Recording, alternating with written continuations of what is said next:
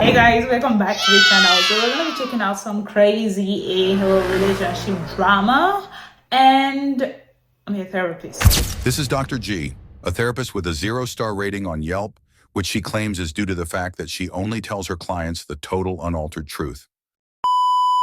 Am I the a-hole for kicking my pregnant girlfriend out of my house when I found out the child wasn't mine? Come on now, dog. Come on, man. Technically, no. There's no technicality about it. No. Nuh-uh. The fuck does that even mean? What does that?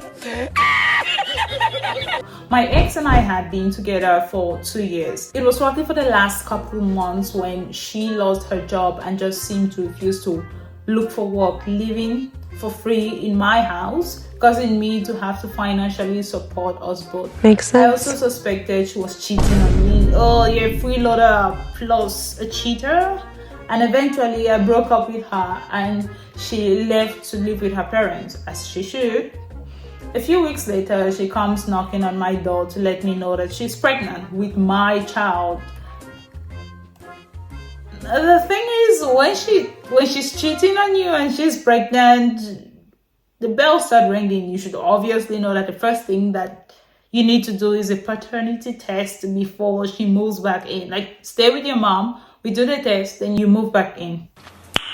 Nice. She was practically beaming with glee. I agreed to let her stay with me again, as my home would be a healthier place to stay, as her mom smokes like a chimney and refuses to stop smoking inside when she found out her daughter was pregnant. Didn't want my child to be subjected to that.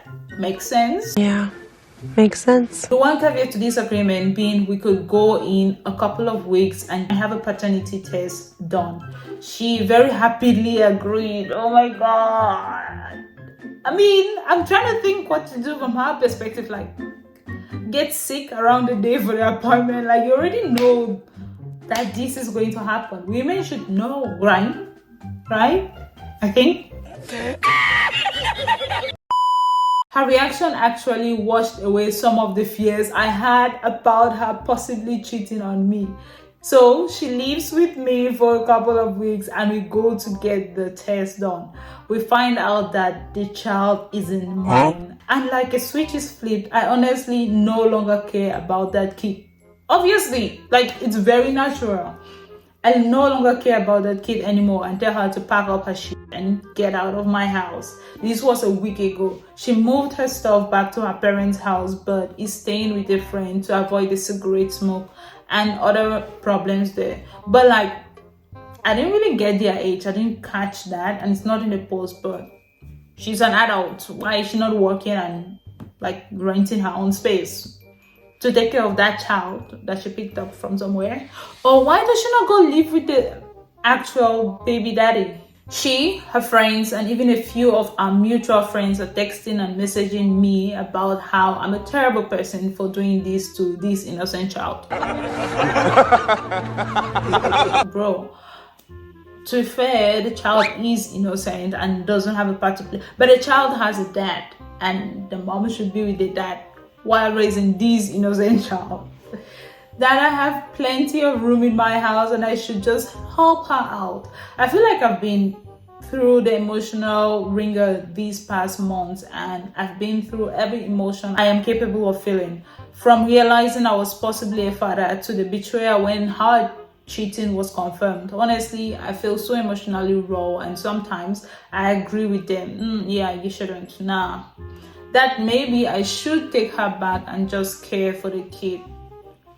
Adopt your own kid, but not this one. Because if you take care of the first child, you'll be a father to the next you'll be a stepfather to the next 5 kids. Was I unfair to this unborn child? Am I a total piece of S-word for not taking them in my home in this vulnerable time for them? She cheated on me, but is this a situation that I should suck it up and take care of them anyway? No. Absolutely not. And there's a really good comment here. The commenter says,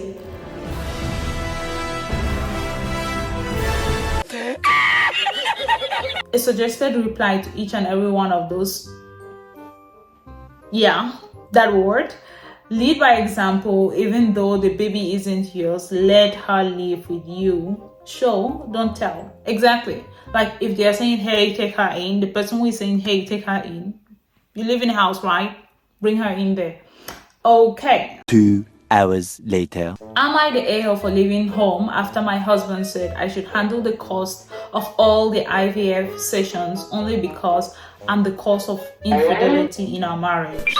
Marriage, not just a relationship. So, sorry for all my mistakes in advance. I have been married to my husband for 13 years. We've been trying for so long to have a child, but haven't been able to do it. We've tried many methods and nothing worked. The mental toll would be a lot for us, so it would take some time before we try again. A friend of mine suggested we try IVFs, and I told my husband. He agreed to the suggestion, but the cost kind of had him hesitating. IVF sessions are costly, yes, but me and my husband have enough savings to afford it. Yeah, so it should be like a no-brainer, right? I spoke to him again about it, and he said he wasn't sure we should take this route. He pointed out how one session isn't guaranteed and that we would have to pay for more. Again, I mentioned how he and I can afford it with our money combined. He looked at me intently and then told me that logically, those words are about to come out from his mouth. Logically, since I'm the cause of infidelity, then he thought that I should handle the cost of IVF sessions by myself. I was shocked and I couldn't even mutter a response to what he said. He said it to my face straight.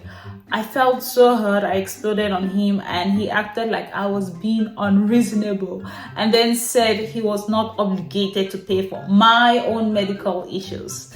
Technically, you're married, you sort of are obligated, like they always say for better or for worse. Anything that happens during that marriage, you're obligated to like look after each other. To an extent, you're obligated to like look after each other. But the crazy part is they've been married for 13 years, so at least they've been trying for 13 years.